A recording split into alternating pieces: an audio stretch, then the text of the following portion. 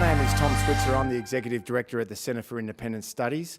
We're a classical liberal public policy research think tank based in Sydney, and we've been around for the best part of 50 years. Now, John Mearsheimer is Professor of Political Science at the University of Chicago. He's also author of many prominent books, most notably The Tragedy of Great Power Politics. That was published in 2001, which predicted that the rise of China would not be peaceful. Now, John is, according to the next edition of the prestigious New York-based Foreign Affairs magazine, quote, one of the most famous political scientists in history. And that article was written by a critic. And with that, please welcome John Mearsheimer.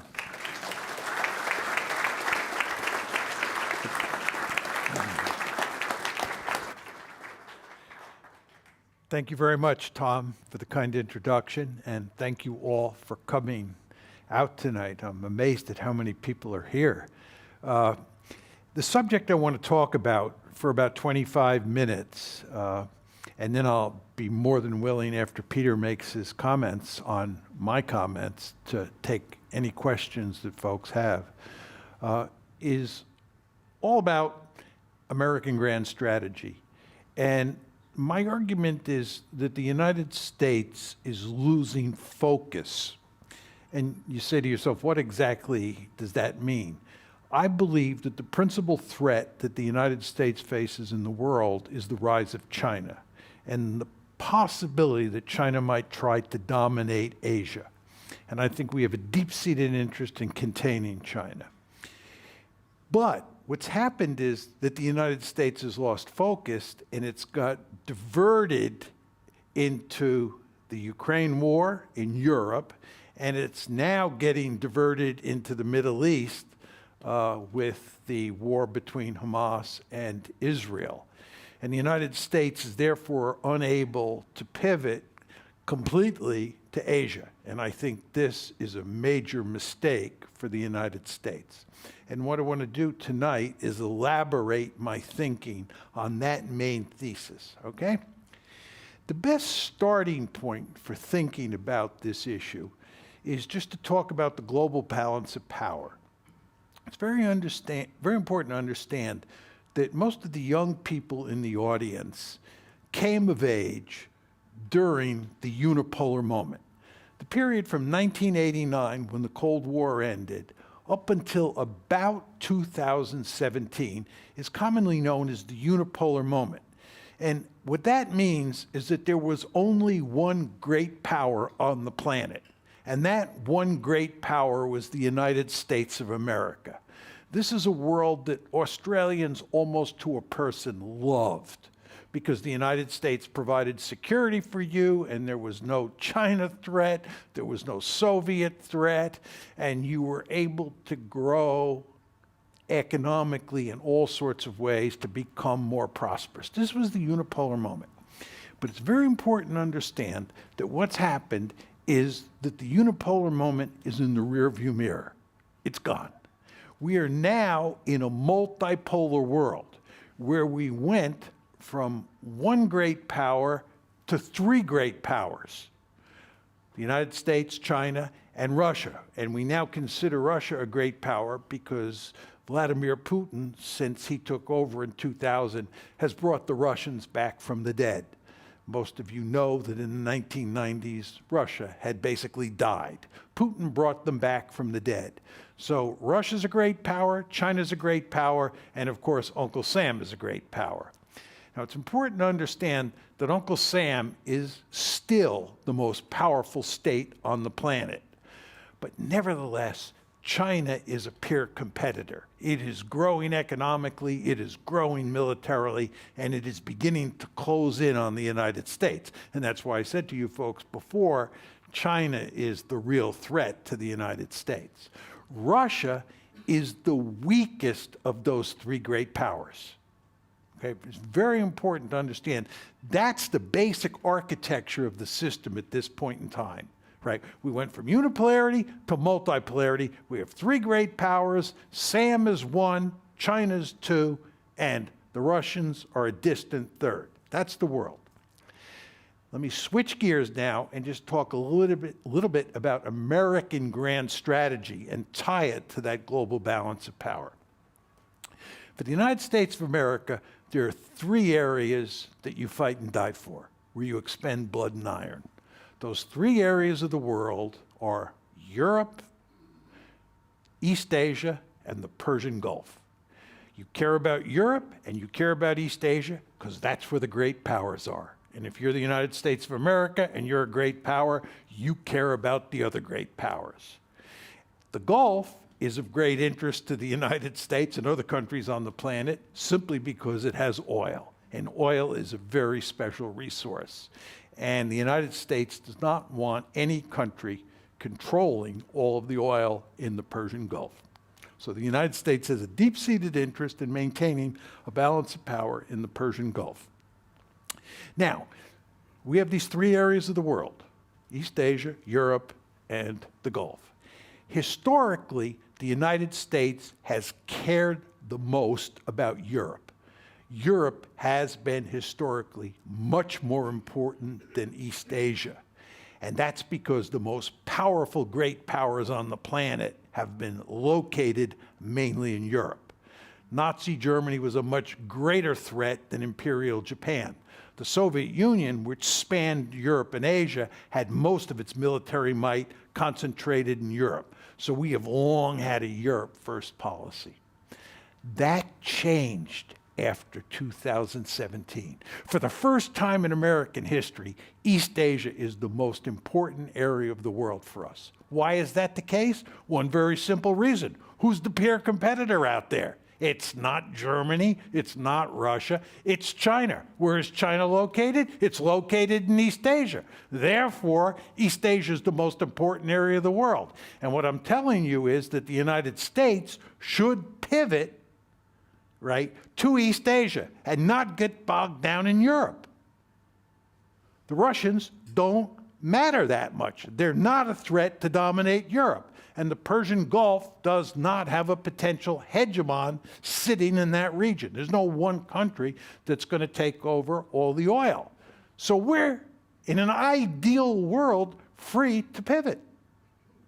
But we've not fully pivoted. And what I'm telling you, and I'm going to lay this out in more detail, is we are going to get more deeply involved in Ukraine and in the Middle East than we already are. And in both cases, the problem is not going to go away. The situation regarding Ukraine and Russia is going to get worse with time for us, and the Israeli-Palestinian conflict and the problems in the Middle East are going to get worse as well. Darkness ahead in both regions, and what does that mean? It means it's difficult to pivot. One final point. Very important to understand that if the United States is worried about dealing with China, and there's one other great power in the system, and that other great power is Russia, you want Russia on your side of the ledger. In other words, if you're the United States and you're looking at a China threat, and there's Russia, you want Russia with you, because Russia represents power. It is a great power. You want the Russians with you against the Chinese. What have we foolishly done? We have foolishly pushed the Russians into the arms of the Chinese. So the Russians and the Chinese, as you surely all know, are tightly allied. This is not in our interest. It should be Uncle Sam and the Chinese. Uncle Sam and the Russians that are tightly allied against China. That's the basic situation that we face. This is why I say we've lost focus and we're in trouble. Now, what I want to do is I want to unpack it for you. I want to unpack this argument in greater detail. Number one, I want to briefly talk about East Asia and what's happened with regard to U.S. policy toward China. That's pretty straightforward. But then I want to get into the tricky issues. One, Ukraine, and two, the Middle East. Talk about the Ukraine war and the Israel-Palestine conflict and its potential for escalation, and make my point that we're going to have a tough time fully pivoting to East Asia. Let's start with Ukraine. Let me just give you a little bit of background on the history of the Ukraine problem, so you have a feel for sort of how this got started and why we're in the present situation. When the Cold War ended, the United States debated whether or not to expand NATO eastward. And we decided in the early 90s, the Bill Clinton administration did, that we were going to expand NATO eastward. And the Russians made it unequivocally clear from the beginning this was unacceptable. They just were opposed. But they were very weak in the 1990s. Remember what I said before? And they were even very weak in the early 2000s. This is before they are brought back from the dead by Putin. So in 1999, we shoved NATO expansion down their face, down their throat, when we bring in Poland, Hungary, and the Czech Republic. That's 1999, okay? Then in 2004, we shove another tranche of NATO expansion down their throat. This is when we bring in the Baltic states, Romania, Bulgaria, Slovenia, Slovakia. The Russians are hollering out loud that this is unacceptable, they don't want it, but they're too weak, and we push it down their throat. That's 2004. First tranche, 99, second tranche, 2004. In April 2008, that's when we make the really big mistake. We say at Bucharest, the annual NATO summit at Bucharest, April 2008, we're bringing Ukraine and Georgia into the alliance. Putin says at the time, the Russians make it unequivocally clear across the board that this is not happening. And Putin makes it clear that he will destroy Ukraine before he allows it to become a member of the alliance. The Americans think that they can just shove it down Putin's throat, just like they did in 1999, just like they did in 2004. So we continue to push. And not only are we pushing NATO expansion, we're pushing EU expansion at the same time, and we're trying to foster a color revolution. Many of you, I'm sure, remember the Orange Revolution we were trying to foster in Ukraine. What are we doing there? We're trying to turn Ukraine into a liberal democracy that has a pro-West orientation. This spooks the Russians like you wouldn't believe. A liberal, democratic Ukraine that's in the EU, that's in NATO, especially in NATO, on their border. The crisis breaks out in 2014. 2008, Bucharest. 2014 is when the crisis breaks out. That's when the Russians take Crimea, number one. And two, that's when the civil war breaks out inside Ukraine in the Donbass. So there's big trouble in 2014, and that trouble continues through 2021. And at the end of 2021, the Russians are scrambling to get some sort of agreement. The Americans won't agree. And on February 24th, 2022, a war breaks out. The present war breaks out. So you see, the crisis broke out in 2014, and that's when Crimea was lost. And then 8 years later, February 2022, the war that we now read about every day broke out. That's the background. What you want to now think about is what's happening in that war. Where is this train headed? That's what you want to know. Now, in 2022, remember the war breaks out in February 2022. If you go from February 2022 to the end of the year, let's say December 31st, 2022, over that time period, the Ukrainians do very well. They do very well. The Russians are slow to mobilize, and the Russians are not a highly efficient fighting force at that point in time. And we're beginning to think in 2022 that we're going to beat the Russians. Push them out of the Donbass, push them out of Crimea, and really maybe even knock them out of the ranks of the great powers. So we're playing hardball with the Russians. But what the Russians do at the end of September 2022 is they mobilize 300,000 men, and they begin to learn how to fight on the battlefield. And then over the course of 2023, the year that we're now in, they are raising an additional 425,000 men. And they have an industrial base that allows them to produce huge amounts of artillery, huge numbers of tanks, huge numbers of aircraft, huge numbers of helicopters, right? The Ukrainians don't have that capability. They depend on us. And you know what? We ran down our industrial base during the unipolar moment. We do not, we in the West, this includes Australia, we do not collectively have the depend on us. So we're playing hardball with the Russians. But what the Russians do at the end of September 2022 is they mobilize 300,000 men. And they begin to learn how to fight on the battlefield. And then over the course of 2023, the year that we're now in, they are raising an additional 425,000 men. And they have an industrial base that allows them to produce huge amounts of artillery, huge numbers of tanks, huge numbers of aircraft, huge numbers of helicopters, right? The Ukrainians don't have that capability. They depend on us. And you know what? We ran down our industrial base during the unipolar moment. We do not, we in the West, this includes Australia, we do not collectively have the capability to produce lots of artillery tubes, artillery shells, tanks, and so forth and so on. The Russians do. Now, why does this matter? What you want to understand about this war between Ukraine and Russia is it's a war of attrition.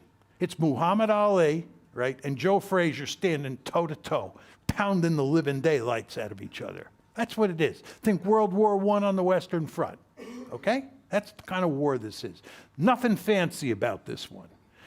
Question you want to ask yourself is, who wins in a war of attrition where two armies are head-to-head? Two factors matter. The population size of each country, because that tells you how many soldiers you can send to the front, population size, and how much artillery each side has. When I went to West Point and I was in the American military, we were taught that artillery is the king of battle. Right? And in a war of attrition, that is certainly true. So the question is, what does the population ratio look like between the two sides? What's the artillery ratio look like? You want to know what the population ratio is? It's 5-1 in the Russians' favor. You want to know what the artillery ratio looks like? It's somewhere between 5-1 and 10-1. And most people think it's 10-1 at this point in time in the Russians' favor. And we in the West cannot rectify that imbalance. So you have the situation where the Ukrainians are outnumbered, population-wise, 5-1. They're outnumbered probably 7-1, 10-1 in terms of artillery. Can't improve either one of those situations. And in a war of attrition, that's the kiss of death. And furthermore, on top of all that, as you know, they launched a counteroffensive on 4 June of this year.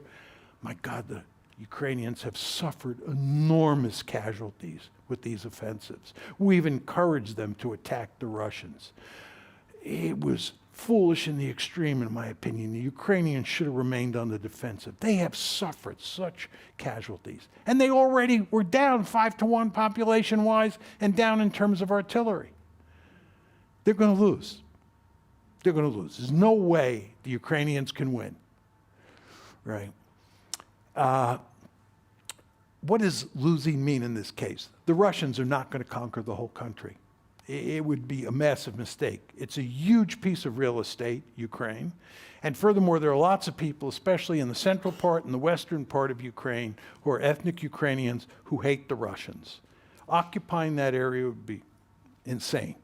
What the Russians are going to end up doing is they now control close to 23% of Ukraine. I believe they'll try to take another 20%. The Russians have annexed 4 oblasts plus Korea, and I believe that they will try to annex another 4 oblasts. And at the same time, they're going to go to great lengths to turn Ukraine into a dysfunctional rump state.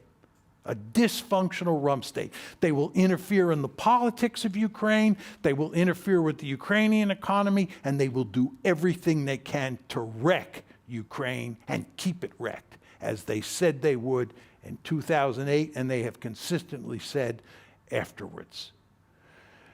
Now, the problem here, I mean, aside from the fact that this is a devastating defeat for Ukraine, the problem is Ukraine won't be knocked out of the fight completely. And what you will get at some point is not a peace agreement. You're not going to get a peace agreement here. You're going to get a frozen conflict. The fighting will stop, there'll be a ceasefire, and you'll have a frozen conflict. It'll be a lot like Korea on the 38th parallel. As you all know, North Korea on one side, South Korea on the other.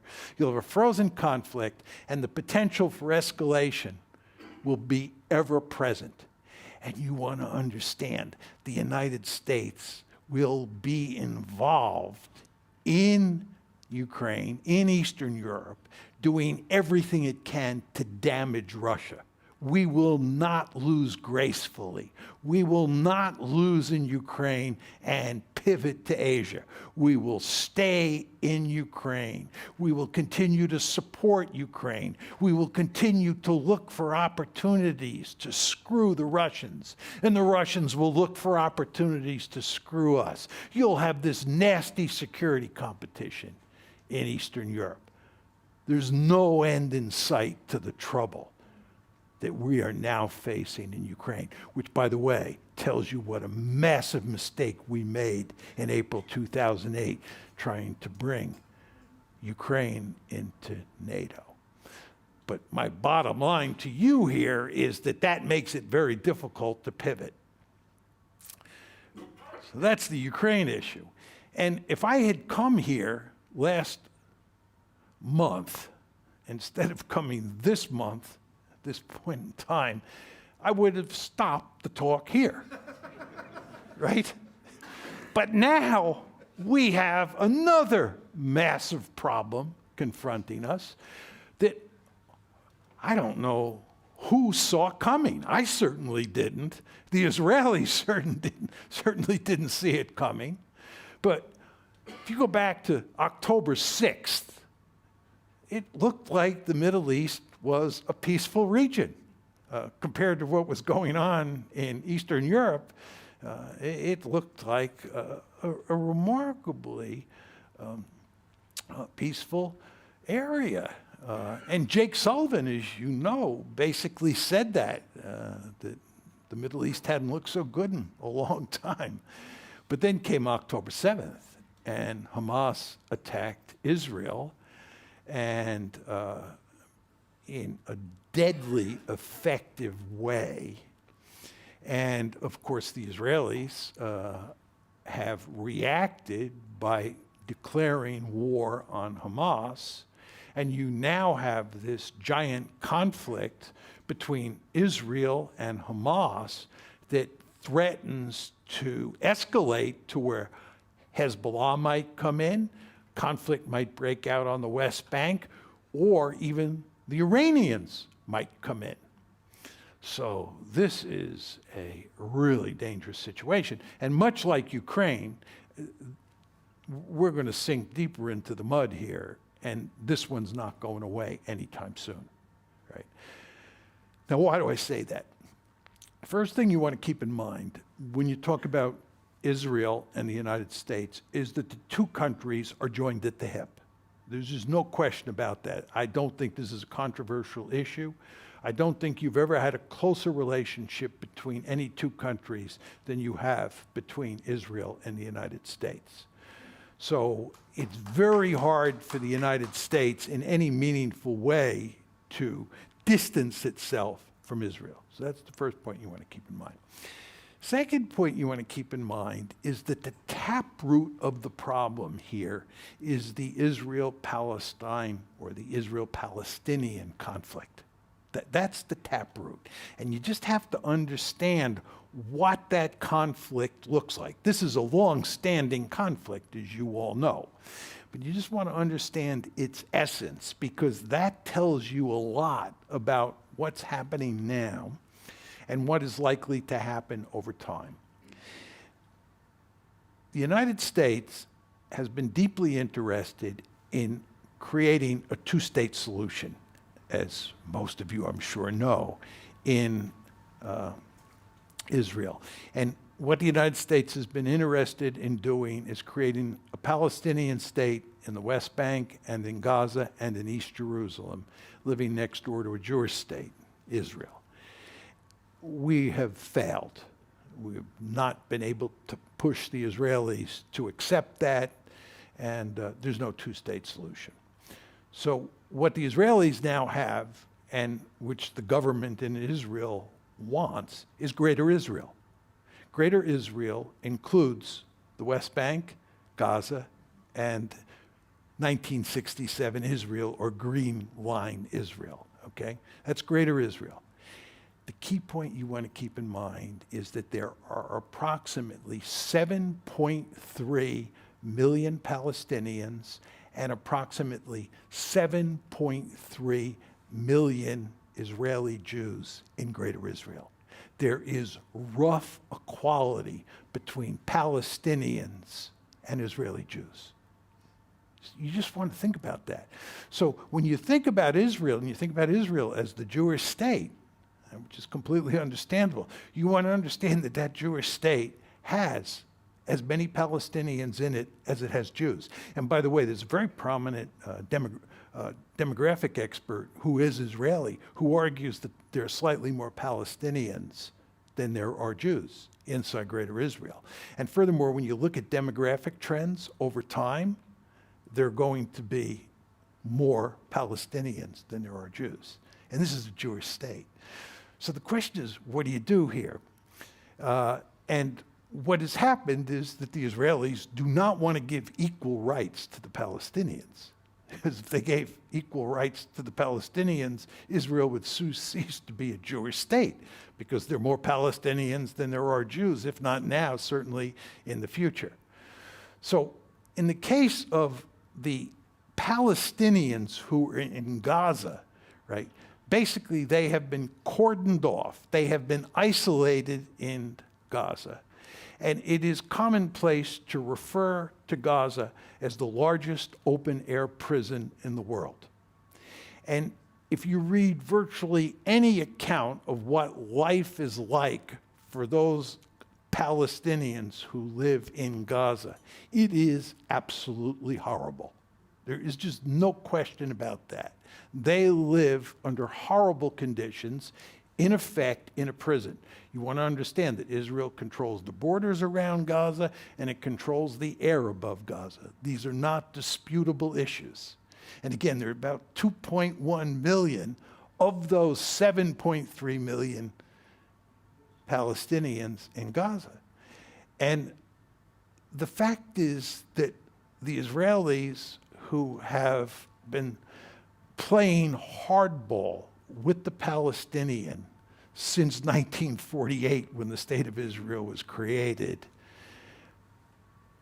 are in a situation where the Palestinians are going to erupt from time to time.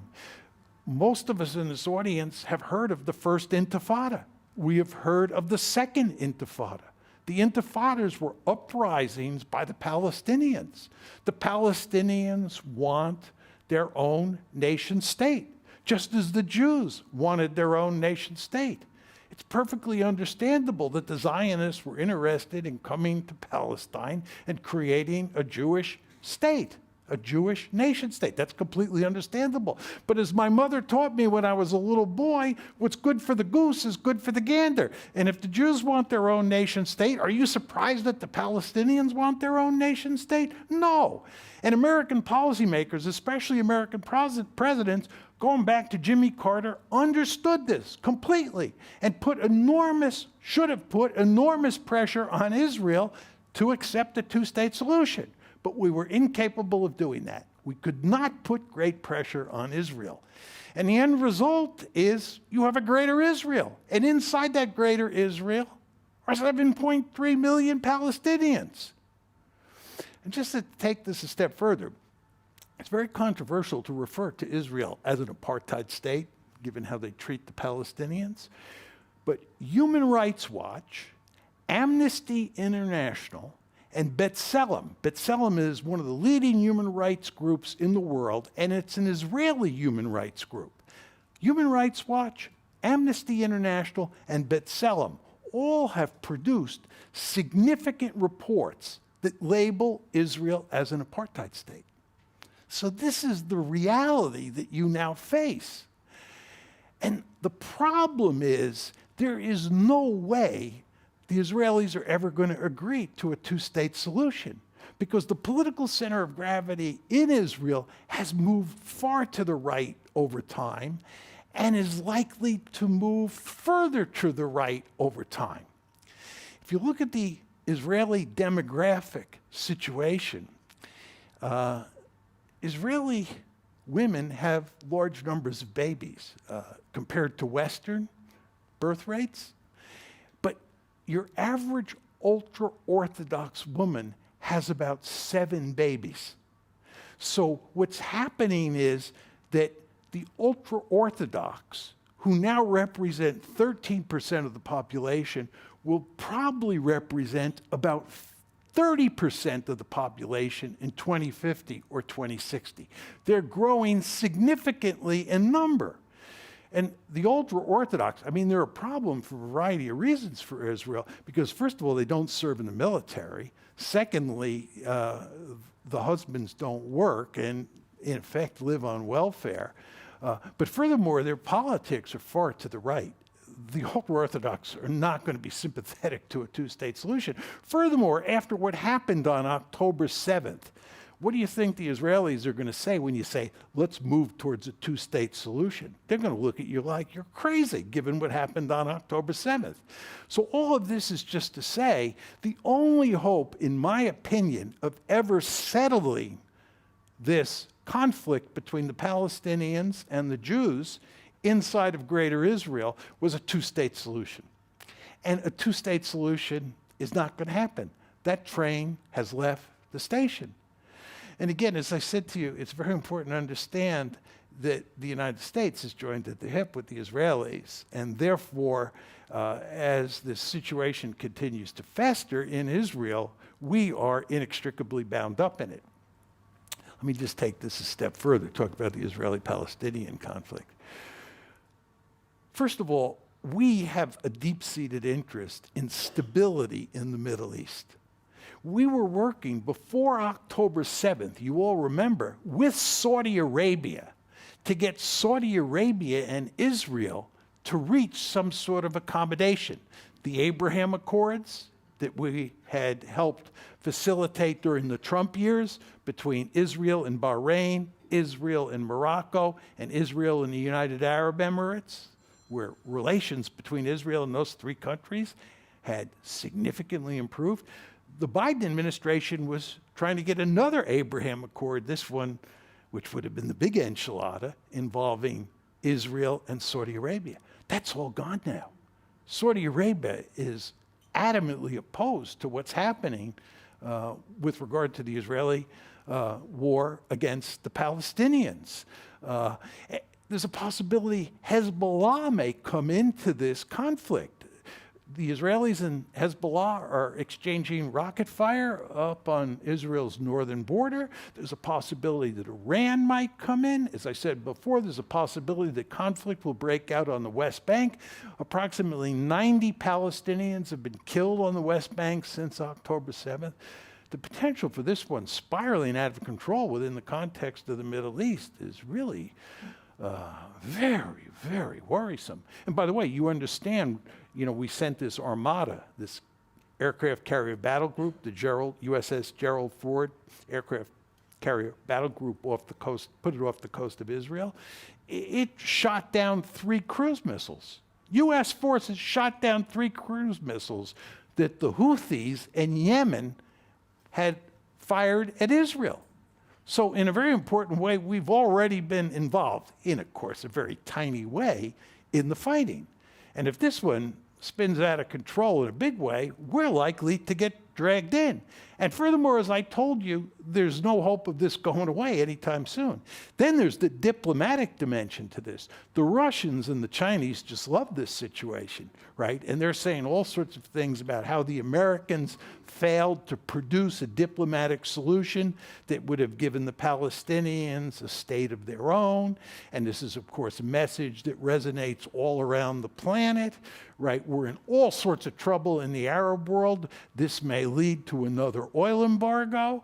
And furthermore, in the global South, we're very interested in winning the allegiance of the global South, especially to help us in Ukraine. We're in deep trouble in the global South as a result of this. So in terms of stability in the Middle East, in terms of our diplomatic position around the world as a result of the Arab-Israeli conflict or the Palestinian-Israeli conflict, we're in deep trouble, right? And again, this is one of these situations that has no solution. I mean, that I can see. I hope I'm wrong. I hope I'm humiliated. And a year from now, when I return, when Tom brings me back, I can say I was wrong, right? The same thing is true with Ukraine. But I don't see the Ukraine situation or the Middle East situation looking any better. Brings me to my bottom line. We have a peer competitor. The Biden administration, as far as I'm concerned, to a person, will tell you that the principal threat the United States of America faces is China. There is nobody who disagrees that China is our biggest threat. But what I'm telling you is we're in a situation where we can't fully pivot to Asia to deal with that threat because we're pinned down in the Middle East now and before that in Ukraine. Furthermore, the Russians, who should be on our side, because of our foolish policies, have pushed them onto the side of the Chinese. This is not good. And the final point that I'll leave you with is you know, we in the West, and I'm sure this is true of many Australians, love the rules-based order. Right? We always talk about the rules-based order. We think it's important to obey the rules. And the West, of course, the United States, has played a key role in establishing that rules-based order, which is in our interest. But the rules-based order is in tatters as a result of Ukraine, the Middle East, and assorted other forms of behavior by the United States. So all of this is to say, we are in the deep kimchi. Thank you. For decades, CIS has been a fiercely independent voice working hard to promote sound liberal principles. To be notified of our future videos, make sure you subscribe to our channel, then click the notification bell. We rely solely on the generosity of people like you for donations to advance our classical liberal cause. Check out the links on screen now to see how you can get involved.